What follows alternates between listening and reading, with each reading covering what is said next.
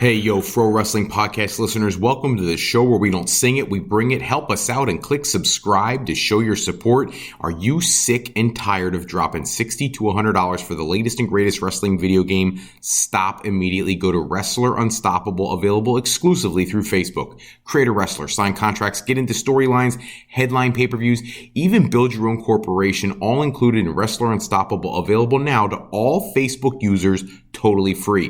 If you want to become a member of the Fro Wrestling Podcast family, maybe you want your name in the shout-outs like my buddy John down in Texas, then pop over to our Patreon page at patreon.com/Fro Wrestling Podcast. Sign up today. I will give a shout-out to any new subscriber. And don't forget our loyalty rewards program. If you contribute $15 a month, we will let you co-host a live show with myself called Going Live. And if you are a $7.50 a month contributor, I will enter you into a drawing to do the same. Hello, everybody. Welcome to this episode of the Fro Wrestling Podcast. If you've got questions, comments, concerns, anything you'd like us to touch on, give us a shout at the Fro Wrestling Sound Off line at 267-642-1160, and then we can get anything you'd like into a future episode. We'll try to get to as many as we can. Love seeing comments and conversation on there. We love to hear from you guys. Don't forget, if you get an opportunity, check out our homepage at frowrestling.com, where we cover everything we can in the world of pro wrestling, and it includes our interview series, the different talents that we've had the opportunity to speak with over the time we've had the show on the air. Let's jump right into the news tonight. Adam Cole is in the news. There's been an update from Dave Meltzer about the situation he's got with his health condition. He's been out for a very long time, since AEW's Forbidden Door pay-per-view. He was in that Fatal 4-Way match. It was him, Hangman Page, Kazuchika Okada, and Jay White. Cole ended up taking the fall in the match, and it turns out he had a very severe concussion. And Dave Meltzer has recently reported that it looks like things are getting better, but they are trying to be very cautious with him. You got to understand, the concussion thing is a touchy thing. It's not one of those things where you're just over it. You just get better. Sometimes it takes longer for some people, not quite as long for others. It really depends on the severity of the injury, and the understanding I have is this is a very serious injury. But if we're moving in a positive direction, I know a couple months ago it was reported on various outlets, Wrestling Inc. and several others, that there's a possibility that Cole may be done for good. It sounds like if he's moving in the right direction, maybe that's not the case now, but it's definitely something to monitor. I think it'd be great to have him back on television. He'd do a lot of things for the ratings in AEW, though I think there was an opportunity missed when he was healthy, not setting something up with Adam Cole, Bobby Fish, and Kyle O'Reilly going against the Elite. I think they missed the ball completely with that. And with Bobby Fish moving on now, I don't think we're ever going to get to see that opportunity.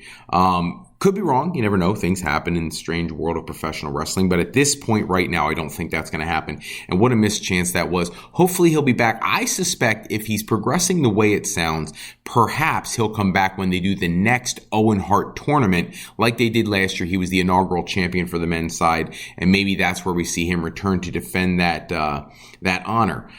In other news, CJ Perry, formerly Lana, Miro's wife, was speaking about at some point she thinks that he will make his way back to WWE, and people are concerned because he's been off TV pretty much most of the year. Now, you gotta look back at his career. Like, let's be honest. In the past, in 2022, he was dealing with a torn muscle, hamstring. He was filming a television show. He did a lot of things in the year that were outside of the wrestling world. He streams live shows and whatnot. So he's got a lot going on. But then when you get into his wrestling career, he's only had really 4 matches all year. His last one was the 6-man tag at All Out. But the reality of the situation is he's been pitched other match ideas. He was supposed to have a match at Full Gear, turned Tony Khan down. That was reported by Dave Meltzer previously this year.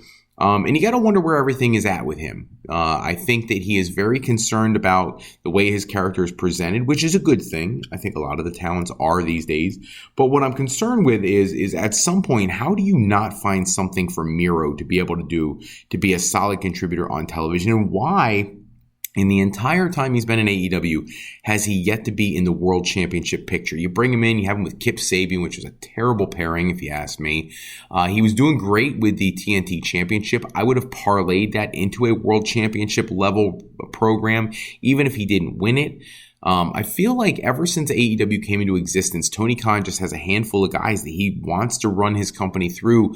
And though he signs a lot of bigger stars coming out of WWE and other locations, I don't know that he always knows how to best incorporate them into his program. And right now, this is, to me, very much missing an opportunity, not having Miro featured as a talent every week on your program. So we'll have to wait and see how long it takes for him to get going with that. Now, the thing is, for everybody who thinks he's going to leave and go back to WWE, even the comments from CJ Perry, he did sign a 4-year contract extension, which will keep him there till 2026. So there is no chance of him going unless Tony Khan is willing to release him from a contract. There is no chance that he's going back to WWE anytime soon. Now, he's young enough that he could easily make his way back eventually once his contract is up, but with the almost divisive nature of the relationship between AEW and WWE in recent months, I don't think he's going to be getting a release anytime soon. So we'll have to wait and see how things go. One of the bigger stories that people have been talking about the last several weeks is the whole news that Sasha Banks, Mercedes Varnado, is apparently done with WWE in terms of programming for the foreseeable future. She is signed to be at Wrestle Kingdom 17, New Japan Pro Wrestling's biggest show of the year. It is a 2-day show. I think they're stretching it to 3 days this year. And that's huge news. The theory is that she'll get there, she'll appear, and she'll throw down a challenge to face Kairi Sane for the New Japan Pro Wrestling Women's Championship, the inaugural champion, defending against her at some point. And what the understanding is that she's signed for multiple dates. I don't think she's got like a multi-year contract. I think they got the green light to offer her a massive amount of money for a few dates. And rumor has it more than Chris Jericho got for his dates with the Kenny Omega feud. And I think she could really bring some attention to their product. The interesting thing is that she is still listed as a WWE superstar on the WWE.com webpage, which is very uncommon for somebody who is completely gone from the company. And I think that with the tie-in of Shinsuke Nakamura being able to go work for Pro Wrestling Noah and appear to face the Great Muta in his retirement tour, and Triple H's approach to professional wrestling in general, I believe that there is a very realistic possibility that WWE is still under the assumption or the agreement even with her that she will return at some point, perhaps even having signed a contract of some kind that would allow her to appear for New Japan Pro Wrestling as well. I think that the appearance for New Japan Pro Wrestling does a couple things. One, it establishes her as a main event WWE level star on New Japan programming, bringing a lot of eyes to their product. It adds legitimacy to their women's championship. But more importantly, there's a report out that some people within WWE feel that she's run her course and is not really going to elevate her character beyond the current status that she had there previously, that she's already seen her best days. I don't buy that. And with her crossover appeal, whether it's modeling or going into shows like The Mandalorian and going into Hollywood, those things all add to her mainstream appeal. So that she hasn't had as much as she will now with all of the outside projects that she's doing. That being said, where WWE, maybe to the WWE audience, she may be peaked in terms of her character development, but when you allow her to go do New Japan Pro Wrestling's Wrestle Kingdom, that's huge. And then you follow that up with all the other outside projects she's doing. I think it is very smart business if WWE has signed her, not made that public knowledge, allowed her to go do the New Japan stuff, makes a great opportunity to create a business relationship, a working relationship with New Japan without having crossover with AEW. Remember, you still have Carl Anderson going to Wrestle Kingdom to defend the Never Openweight Championship. He also appeared a couple weeks ago defending against Hukilo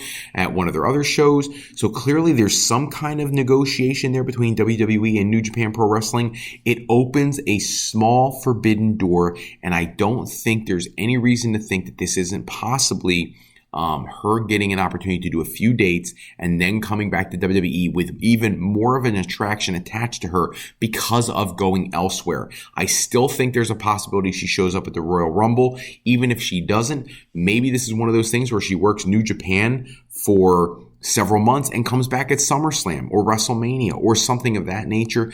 I don't care how she comes back as long as she comes back, because I think she has a lot left to offer. I love, if you get an opportunity to listen to Ric Flair's podcast, one of the interesting things he spoke about is that she's like the Ricky Steamboat to Charlotte, for Charlotte. I believe that. I think the two of them have the most incredible chemistry in the ring for the ladies. I think they may be the best pairing of the female talents I've ever seen in my wrestling fandom. And I think there is just a lot more left to do. And it has been quite a while since we've seen that pairing get in there and mix it up. So I hope that we have not seen the end of her in WWE, and I'm feeling more and more optimistic that that's not the case as we move forward. In addition, some other tidbits for today. Rich Swann, Impact Wrestling star, former WWE superstar, has now inked a new 2-year contract. He has some things he'd like to do. He'd still like to finish up some business with Kenny Omega at some point. But for now, he's been one of those guys that has been very loyal to Impact Wrestling. His wife works there as well, and inking a new 2-year deal, I think, is good business for him. They don't have a lot of talents that they can say have been as loyal as he has, and I think that this may be an opportunity for him to get some financial compensation for his loyalty to the company. A lot of the other talents in the last 6-8 months have moved on from Impact Wrestling. This is not the case for him. He's now coming back for another tour with them, and I think that could only be a good thing to put him in position to really elevate his star attraction power.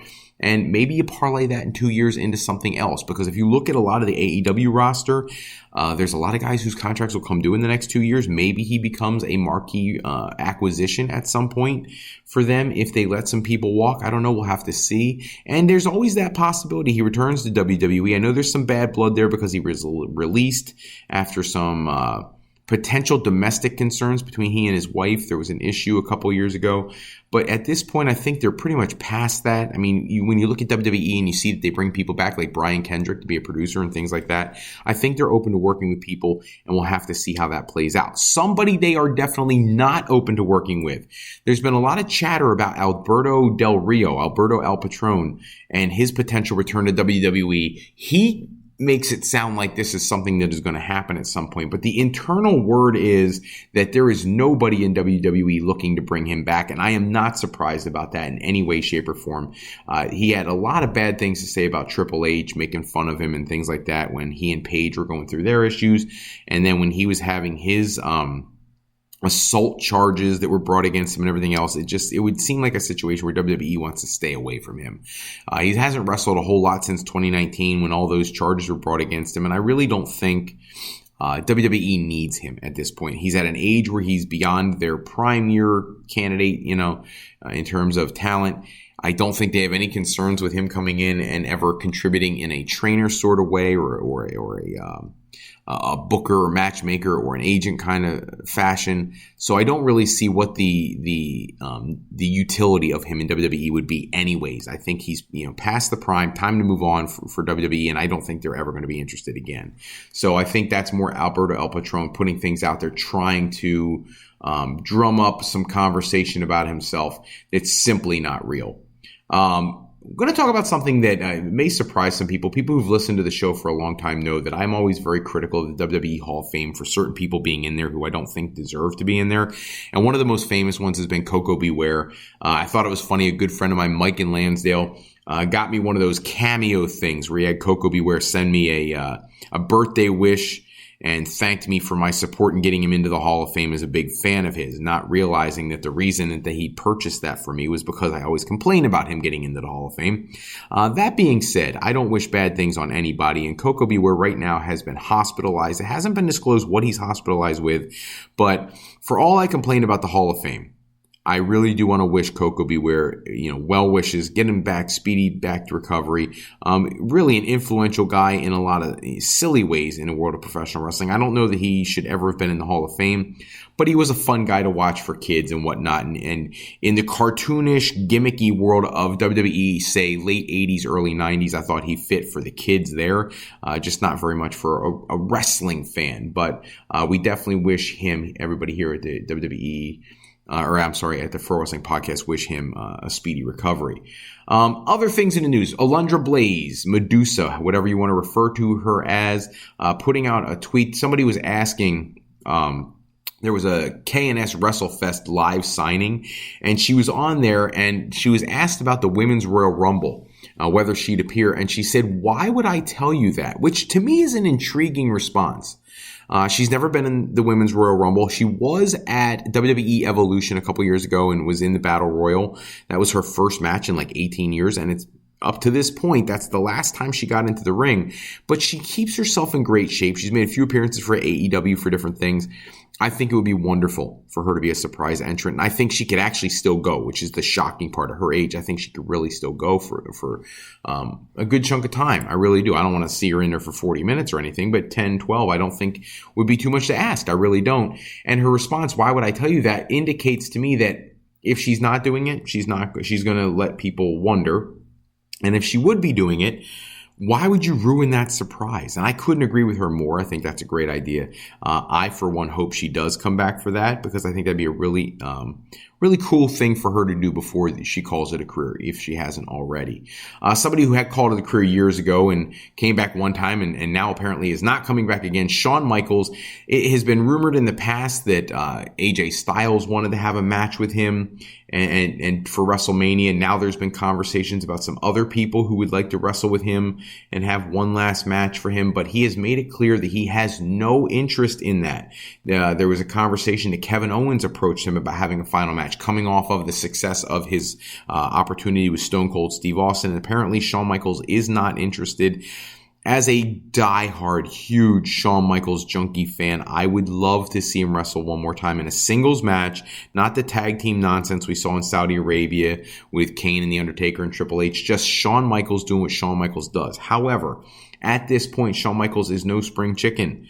All right, the guy, he's up there now, and I don't think, no matter what he does, I don't think he can get himself in shape enough to represent himself in a way that would be satisfactory to him based on the level of career he's had his entire time in the professional wrestling business.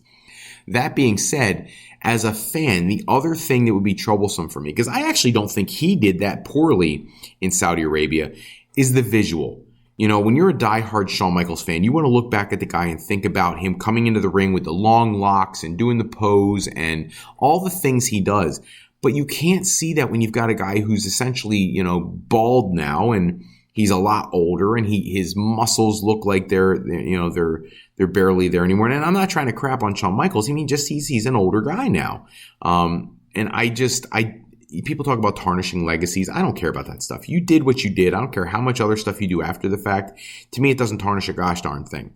Ric Flair's last match was entertaining to me. Was it a Ric Flair classic? Of course not. Shawn Michaels' last match in Saudi Arabia, I just wanted to see him.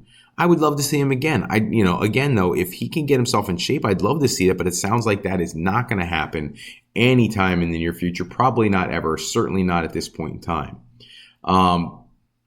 Getting to some other news, the Goldberg situation is one that's been talked about often in WWE. His contract expires in about 2 months. There's been no discussions or reports about him extending his contract with WWE, and all of his contracted matches have already taken place. So the only way he could appear would be if they paid him and negotiated additional matches to the contract.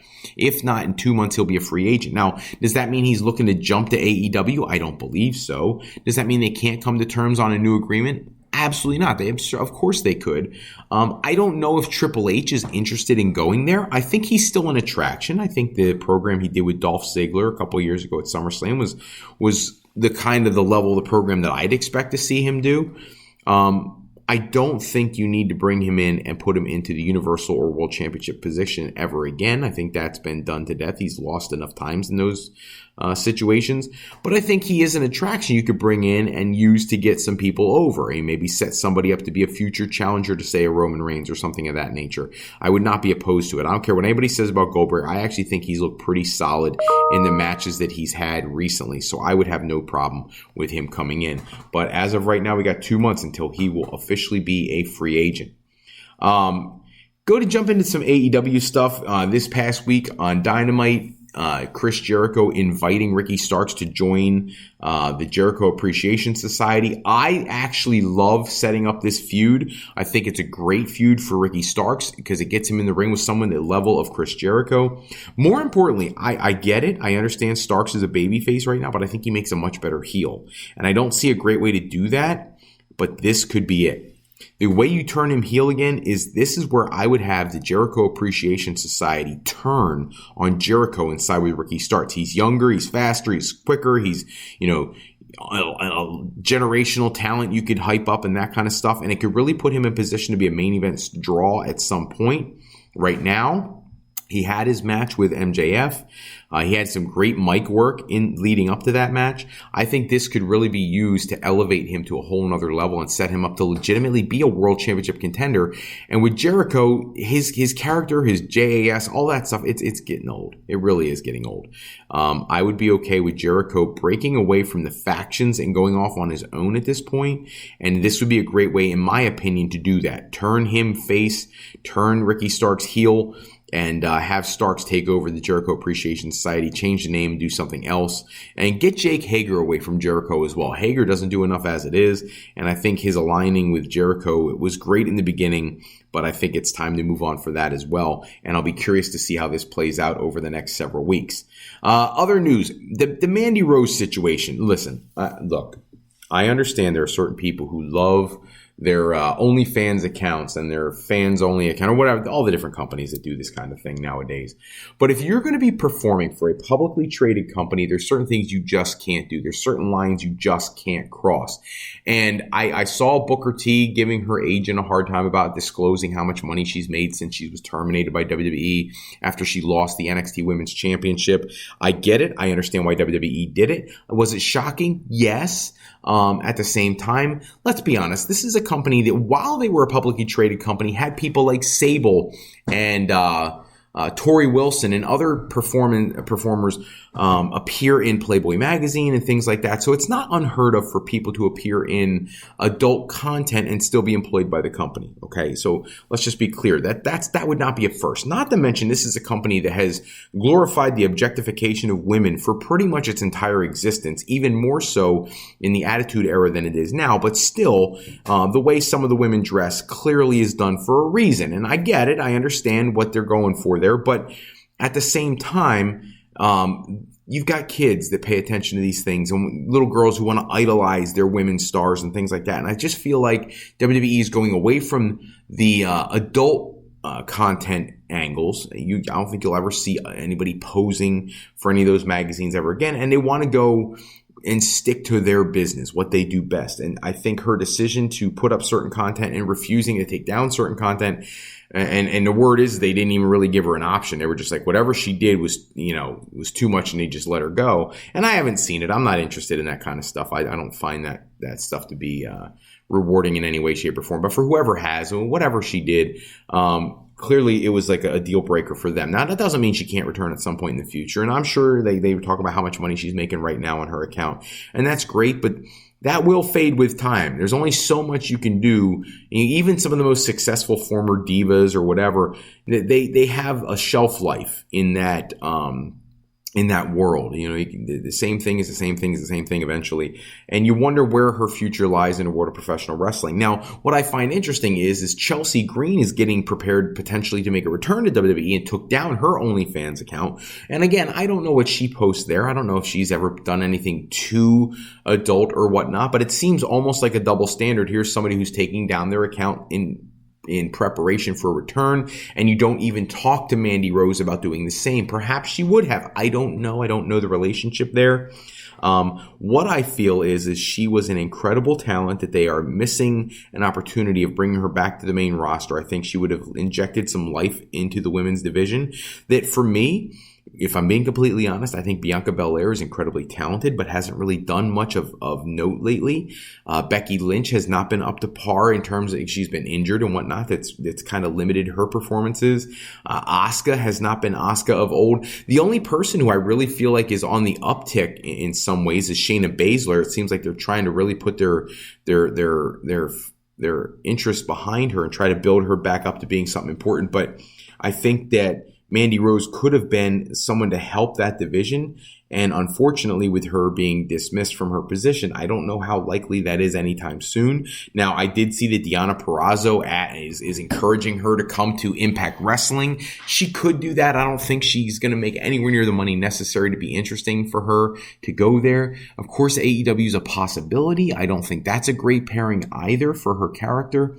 I think WWE is where she belongs, but she's got to make better business decisions if she wants to stay in the world of professional wrestling. Now, I did see where some people, Tony Schiavone included, think that she's probably done with wrestling. I don't know if that's the case. I hope not. She's always been represented as someone who's very passionate about the business, and if she is, then you would hope that she would make better decisions and come back to the company. But we'll have to wait and see. But I just find it interesting the way they're treating her versus Chelsea Green, if indeed she is coming back to the company, when the hypotheticals and the information and content online, it has to be at least somewhat similar, and the way they're handling things very differently. So we'll have to see.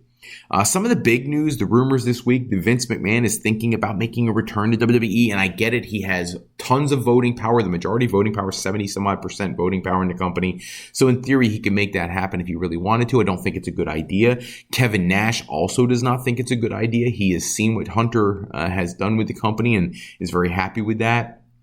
Some of the analysts he referenced were estimating WWE stock could hit $100 a share, which he would love because he's a stockholder. And the other day I looked, it was like trading at like $73. That's incredible. That's fantastic for WWE stock. Ric Flair, I was watching his podcast. He very much is in favor of Vince coming back. Rick absolutely adores Vince McMahon, and I get that. But again, we have the conversation about the publicly traded company, and there's certain things when you're a publicly traded company that are not good for business. Vince McMahon coming back, in my opinion, just my opinion, would not be good for business, not from a storyline standpoint, from a Wall Street standpoint. Triple H is doing a great job. Viewership is up. Talent is happier. People are getting opportunities. We're getting some fresh storylines. I think this past week's Raw was one of the best episodes I've seen in a very long time. So I'm one of those, if it's not broke, don't fix it. But let's be honest. If you go back 6-8 months, many of us felt like it was very broken. Vince had like tunnel vision in terms of what he wanted to do. Same matches on pay-per-view every single month, things like that. Now we end up with storylines like the Bloodline lasting this long. Sami Zayn being probably one of the most over talents ever in WWE history. All that kind of craziness. I just don't think it's the right move for business. You know, doing best for business, the angle they always used to talk about on WWE programming. I think Vince coming back would not be good for business, so I'm hoping they don't go there. One of the places I would actually love to see people go, you know, the Forbidden Door. We were talking earlier about New Japan Pro Wrestling and like cracking open just a little bit of a relationship with WWE. One of the New Japan Pro Wrestling superstars is literally calling out AJ Styles, inviting him to come to Wrestle Kingdom with Carl Anderson for the match. Tama Tonga will be challenging for the Never Openweight Championship, and he also threw out there, AJ can come too. He can watch me smash his boy.